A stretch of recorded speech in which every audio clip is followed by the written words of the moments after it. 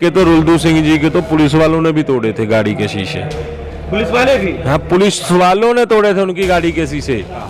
IG ने तो नहीं गोली चलाई थी, डीजीपी ने तो नहीं गोली चलाई थी। किसान बैठा है, किसान बैठा रहेगा, जीत के जाएगा या मर के जाएगा, ऐसे वापस नहीं जाएगा। ये बीजेपी का आतंकवादी नहीं, चाहे वो पाकिस्तान का आतंकवादी हो, चाहे वो चाइना का आतंकवादी हो, चाहे वो किसी भी देश का आतंकवादी हो, ये साले गांडू ऐसे हैं भी सामना तो ये फेस टू फेस तो कर नहीं सकते, अपने चमचों को भेज के डराने की कोशिश करते हैं। सबसे पहले तो जो विनय दुबे पे हमला हुआ, मैं उसकी बड़ी कठोर शब्दों से निंदा करता हूँ, क्योंकि बीजेपी वालों के पास जो चंद दिन के चमचे हैं, जैसे रागनी तिवारी होगी और ये दीपक ये मिश्रा हो गया जो इनका है एक, ऐसे जो आदमी हैं ये घोसी राजनीति, ऐसी गंदी राजनीति पे उतर आए हैं भी ये अब सच को बर्दाश्त ना करते हुए जो सच की लड़ाई लड़ रहे हैं इंसान, जो किसानों की लड़ाई लड़ रहे हैं किसान, उनको ये मरवाने तक पे तो लाए हैं। ये जो हमला किया गया विनय दुबे पे, ये अकेले विनय दुबे पे नहीं किया गया, ये मुझ पे भी हमला हुआ था। मैंने वो मीडिया में बताया नहीं, क्योंकि मेरे को ये पता था भी अगर हम ये बताएंगे तो इसका बड़ा जैसे वो उठ खड़ा होगा और ये आगे के आगे वो पब्लिसिटी चाहते हैं, वो अपनी पब्लिसिटी के लिए ये ज़्यादा उठाएंगे, इसलिए मैं शांत रहा। मेरी भी गाड़ी के शीशे तोड़े गए मेरे, ये तकरीबन जब मैं हॉस्पिटल जाता था जी, यहाँ से बीच में रात की बात है, ये हुआ था अपना जो केपी के आगे पुल है ना, जो जहाँ वो जिंदल यूनिवर्सिटी को टर्न मुड़ता है, उसके पास हुआ था और मेरी गाड़ी के शीशे तोड़े गए। फ्रंट वाला भी तोड़ा गया और ड्राइवर साइड वाला भी तोड़ा गया, और गाड़ी के आगे उन्होंने बड़ा सारा रोकने के लिए ट्रक, जैसे आप वो कर लगा लो भी टाटा 707 होती है, ऐसी गाड़ी पहले हमको ओवरटेक किया। उसने अंदर से बड़े सारे 3-4 पाइप जैसे बड़े बड़े लोहे के खंभे फेंके। जब हमारी गाड़ी हमने साइड शूट करके निकाली तो फिर अंदर से उन्होंने एक सरिये वाला खंभा फेंका भी जो टायर ब्लास्ट हो, पर हमने वो देखा, मैंने ड्राइवर को बोला रोक लो, कोई बात नहीं है। जब हमने गाड़ी रोक ली उसके बाद वो उतर के आए हैं, वो कहते महंत कर रहे थे, इस महंत को छोड़ेंगे नहीं, ये महंत ऐसा हो गया, अब ये किसानों को अपने पीछे लगा रहा है, किसानों को ये अपने साथ ले आके कर चल रहा है, इसको मार देंगे। इतने में जब वो बातें कर रहे थे मैं बाहर उतरने लगा, मेरे साथ जो मेरे ड्राइवर थे उन्होंने रोका और 2 लोग और थे उन्होंने भी रोका, क्योंकि वो 25-30 लोग थे। वो कहते भाई साहब हमने बाहर नहीं उतरना, क्या पता ये कैसे क्या कर दे। तो वो जब हमने वहाँ से रोकना चाहा तो फिर मेरे ड्राइवर ने गाड़ी वहाँ से भगाई। जब गाड़ी भगाई फिर उन्होंने आगे लठ के साथ पहले ड्राइवर शीशा तोड़ा, फिर ड्राइवर के शीशे के बाद आगे एक आदमी और खड़ा था, उसने आगे फ्रंट वाला शीशा तोड़ा। इनकी ये खुशी राजनीतियों से हम डरने वाले नहीं है, यही चीज़ इन्होंने कल विनय दुबे के साथ की है। ऐसे ही मेरे को लगता है इन्होंने, हाँ यही वही लग रहे हैं जी, क्योंकि जैसे मेरे साथ हुआ है वैसे उन्हीं के साथ हुआ है। ऐसे ही हमारे जो हमारे ये कमेटी मेंबर हैं किसान जत्थेबंदियों के, उनकी गाड़ियों के भी शीशे टूटे हैं। हमारे रुलदू सिंह जी थे, उनकी गाड़ी का भी ऐसे शीशे टूटे हैं, ठीक। और हमारे तो वो इनके जो पालतू कुत्ते हैं बीजेपी के, और आगे जो उनके कुत्ते हैं हमारे, तो उन्होंने तोड़े हैं।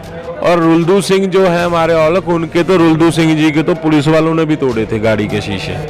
पुलिस वाले भी? हाँ, पुलिस वालों ने तोड़े थे उनकी गाड़ी के शीशे। ये देखो, पुलिस भी इनकी अब पालतू बन चुकी है। पुलिस को ये बताना चाहेंगे भी ये सरकार चंद टाइम की होती है, पक्की नहीं होती। आपको हमारे टैक्स से आपको पे मिलती है, आप हमारे लिए सर्विस कर रहे हो, हमारे को सर्व दे रहे हो। इन सरकार की कठपुतली मत बनिए। ये सरकार ने आपके कंधे के ऊपर रख के बाद में पीछे हट जाएगी। इसका मैं उदाहरण भी आपको दे सकता हूं आपके चैनल के माध्यम से। जो पुलिस आज इनके ऊपर चल रही है ना, सरकार की कठपुतली बन के काम कर रही है। वर्ल्ड फेमस केस है हमारे बगराड़ी और कोटकपूरा का। जब अकाली दल की गवर्नमेंट थी ना पंजाब में, हमारे धरने पे सिख भाई बैठे हुए थे बगराड़ी कोटकपूरा में, सन 2016 की बात है। तब सरकार ने पुलिस वालों की ड्यूटी लगा दी भी वहां से धरना हटवाओ, क्योंकि पुलिस जब सरकार है, सरकार तो पुलिस की ड्यूटी लगाएगी, पुलिस को वो काम करना ही पड़ेगा। जब पुलिस को काम करना पड़ेगा, सरकार का आदेश मानना पड़ेगा, तो वो देश जो सरकार का होगा वो सरकार का आदेश मानते हुए वो पुलिस वालों ने वहां पे धरना उठाया। जब धरना उठाया, वहां हमारे कोई धरने कार्य के अंदर चंद कुछ लोग वैसे भी थे जो गड़बड़ी फैलाना चाहते थे, पर ज़्यादा लोग हमारे शांतमयी तरीके से धरना दे रहे थे। और कुछ ऐसे लोग थे जो पुलिस की तरफ भी ऐसे लोग थे जो वहाँ गड़बड़ी फैलाना चाह रहे थे। वो आपस में, जैसे यहाँ सिंगू पे 2 बार 3 बार हो चुका है ना, जो टिकरी पे भी हो चुका है, भी हम शांतमय ही रहे हैं। पर अगर हम कुछ अपने तरीके से करते, जैसे लाल किले पे हुआ, अगर हम अपने तरीके से करते तो वहाँ कत्लेआम भी होता। वहाँ क्या हुआ, कोटकपूरा बगाड़ी में हमारे 2 भाई शहीद हो गए पुलिस की गोली से। वो नहीं पता पुलिस की गोली थी किसकी गोली थी, जैसे लाल किला में चली है ऐसे ही चली थी, पता नहीं किसकी थी। हम नहीं कहते वो पुलिस की थी, हम नहीं कहते वो नहीं थी, ये पता नहीं थी। सुनिए उसका बताता हूँ ना आगे। फिर वो हमारे 2 भाई शहीद हो गए एक वहाँ। वो सारा का सारा इल्जाम किस पे पड़ा? उन पे नहीं पड़ा जिन्होंने किया, वो सरकार पे भी नहीं पड़ा जिसने उसको निर्देश दिए। सारा का सारा इल्जाम पुलिस के जो हेड डीजीपी था उसके ऊपर पड़ गया, और डीजीपी के नीचे जो डीजीपी ने आईजी की ड्यूटी लगाई थी उसके ऊपर पड़ गया। आईजी ने तो नहीं गोली चलाई थी, डीजीपी ने तो नहीं गोली चलाई थी, ठीक। डीजीपी को निर्देश दिया बादल सरकार ने, बादल सरकार को डीजीपी ने निर्देश दिया, डीजीपी ने निर्देश दिया आईजी को, आईजी ने निर्देश दिया नीचे डीआईजी को, डीआईजी ने एसएसपी को, एसएसपी ने नीचे एसपी को, एसपी ने डीएसपी को, ऐसे ऐसे नीचे नीचे निर्देश गए। वो नीचे गोली तो कोई हवलदार या कोई सिपाही जो कांस्टेबल होता है उससे चली है, डीजी और आईजी ने गोली नहीं चलाई। वो सारा केस उन दोनों पे पड़ गया है, पर राजनीतिक लोगों को कुछ नहीं हुआ उसमें, जो कि असली खेल राजनीतिक लोगों का था उसमें, ठीक। ऐसे ही यहाँ बन रहा है। कल को हमारे भाई यहाँ शहीद हो रहे हैं, 2 हमारे, एक भाई हमारा लाल किले पे शहीद हो गया। ऐसे ही मैं पुलिस वाले भाइयों को कहना चाहूँगा भी कल को ऐसे जैसे आप इन चंद गंदी राजनीतिक लोगों के पीछे लग के आप करते हो, कल को यहाँ हमारे कोई भाई शहीद हो गए, आपके कंधे के ऊपर रख के वो बंदूक चला रहे हैं। बाद में ये राजनीतिक लोग तो अपने खुद में घुस जाएंगे, अपनी बिल में घुस जाएंगे, आगे आपको कर देंगे, आपकी नौकरी भी जाएगी, ठीक, और जो जेल होगी वो अलग से होगी। इसलिए आप इनके कठपुतलियां मत बनिए, आप सच के साथ खड़िए। और जो ये हमले कराने जा रहे हैं, इनकी गांड में दम नहीं है भी ये सामने आके करें, क्योंकि वो पकड़ती नहीं है। अगर इनकी गांड में दम हो तो ये सामने आके करें, फिर देखें हम हमले कैसे होते हैं। हम एक का जवाब 10 से दे देंगे इनको। और ये हम ऐसे उठ के जाने वाले नहीं हैं चंद खोची या गंदी राजनीतियों से भी हम इनको डरा देंगे, हमले कर देंगे, मारेंगे, पीटेंगे, ये करेंगे। हमने तो पंजाब से आतंकवाद को सफाया किया है, ऐसे इन आतंकवादियों से हम क्या डरने वाले हैं। इससे बड़े बड़े आतंकवादियों को भगाया, ये तो एक छोटे से हैं, इनको तो हम हाथ से ही मसल देंगे। ये जो मर्जी खेल खेलते रहे, इनकी खेलों से नहीं हम डरने वाले। ये बहुत छोटी अपनी गलत राजनीति में चल रहे हैं। ये राजनीति में ना तो पहले कामयाब हुए, ना अब होंगे, उल्टा इन्हीं के ऊपर भारी पड़ेगी। किसान बैठा है, किसान बैठा रहेगा, जीत के जाएगा या मर के जाएगा, ऐसे वापस नहीं जाएगा। क्या विकल्प क्या है जो लगातार हमले हो रहे हैं सर? अभी सर आपको डर है इस बात का? डर काहे का जी, मैं अभी बता के हटा हूं। 5 बजे के बाद ब्लैकआउट हो जाता था पंजाब में, कोई बाहर नहीं निकलता था। हमने वो आतंकवाद का सफाया किया, हमारे परिवार के ऊपर हमले होते रहे, हमारे पिताजी के ऊपर हमले होते रहे, हमारे ऊपर हमले होते रहे, कभी स्कूल में कभी सड़क पे। हम तब नहीं डरे।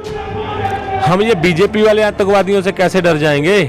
वो भी पालतू, कुछ टाइम के मेंढक होते हैं जो पानी के मेंढक की तरह बारिश के टाइम में आते हैं बाहर, जब बारिश चली जाती है बाद में फिर अपना भाग जाते हैं। ऐसे जो मेंढक की तरह पालतू आतंकवाद है बीजेपी का, हम उससे डरने वाले नहीं है। ना आज डरे ना सारी जिंदगी डरे। हम तो देश के विरोधी, ये बीजेपी का आतंकवादी नहीं, चाहे वो पाकिस्तान का आतंकवादी हो, चाहे वो चाइना का आतंकवादी हो, चाहे वो किसी भी प्रदेश का देश का आतंकवादी हो, जो हिंदुस्तान के अगेंस्ट खड़ेगा हम उसका भी विरोध करेंगे, उसके अगेंस्ट भी लड़ाई लड़ेंगे। ये तो हमारे घर के ही हैं, हम तो इनको वैसे ही भगा देंगे, हम तो बाहर वाले को भी नहीं छोड़ेंगे। सर कल क्या बात क्या हुई सर विनय दुबे से आप मिलने आए थे? वो असल में जब से मैंने मरण व्रत पे रखा था जी, वो फ़ोन पे मेरे साथ चर्चा करते रहते थे, होती थी। उन्होंने काफ़ी बार मेरे को कहा भी था भी आप अपना मरण व्रत को त्याग दीजिए जी, छोड़ दीजिए, काफ़ी समय हो गया, हमें आपकी काफ़ी ज़रूरत है, हम भाई भाई सच के लड़ाई लड़ते हैं, आपका परिवार भी सच की लड़ाई लड़ता रहा। पहले आपके पिताजी लड़ते रहे हैं, राजीव गांधी मर्डर केस में वो की विटनेस रहे हैं, उन्होंने राजीव जी के जो कातिल थे उनका देश के आगे पर्दाफाश करके बताया। ऐसे ही आपके पिताजी ने और भी बड़ी सच की लड़ाइयाँ लड़ी हैं। अयोध्या में जब राम मंदिर गिराया जा रहा था, असली राम मंदिर गिराया जा रहा था, तब उन्होंने बड़ा संघर्ष किया था भी असली रामलला का मंदिर ना गिरे, वहाँ भी उन्होंने लड़ाई लड़ी। पर यही बीजेपी के जो आज अब सत्ता का भोग भोग रहे हैं, इन्होंने उस टाइम पे राम मंदिर गिराया, आज उसी नकली राम मंदिर रामलला का मंदिर बना के और ये बता रहे हैं जी हाँ हमने रामलला का मंदिर हमने बनाया। असल में गिराने वाले तो यही थे। उस बात पे मेरे को कह रहे थे जी आपका परिवार हमेशा देश के लिए बलिदान देता आया है, आप भी देश के लिए बलिदान दे रहे हो, हमको आगे भी देश के लिए बलिदान देने पड़ सकते हैं क्योंकि हम सच के लिए लड़ाई लड़ते हैं। इसलिए आज आप ये अपना अनशन त्यागिए और देश की किसानों के साथ कंधे से कंधा लड़ा के आगे बढ़िए और ये लड़ाई को लड़िए और इस लड़ाई को हम जो जीत सकें और आगे भी कभी ऐसा कोई आंदोलन खड़ा होता है तो उसमें भी हम देश की जनता के साथ खड़े हों। जब मैंने उस चीज़ों को सुना माना, हमारे जत्थेबंदियों ने मेरे साथ खड़े हुए, मेरा चलो अनशन खुलवा दिया, पर अभी तक मैंने अनशन खोला नहीं। सिर्फ मैं चाय लेता हूँ या दूध लेता हूँ या लिक्विड लेता हूँ, अन्न का मैं अभी तक दाना ग्रहण करने नहीं लगा हूँ। चलो मैं वो भी अपने जत्थेबंदियों की आज इज्जत मान के कारण उनकी रिस्पेक्ट करते हुए मैंने दूध वगैरह लेना शुरू कर दिया, जूस वगैरह लेना शुरू कर दिया, पर अभी अन्न नहीं लिया।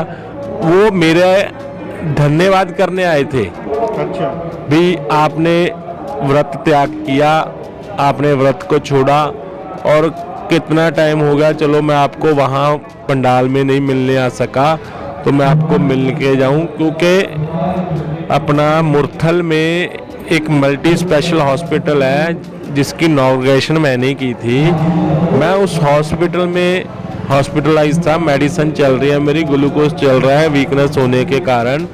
मैं कल सारा दिन वहीं था और जब मैं वहाँ पे था, सॉरी मुरथल नहीं, समालखा है वो, समालखा में, मुरथल नहीं समालखा, मुरथल में तो ये उनके ऊपर अटैक हुआ है, वो समालखा में हॉस्पिटल है, मैं समालखा में था।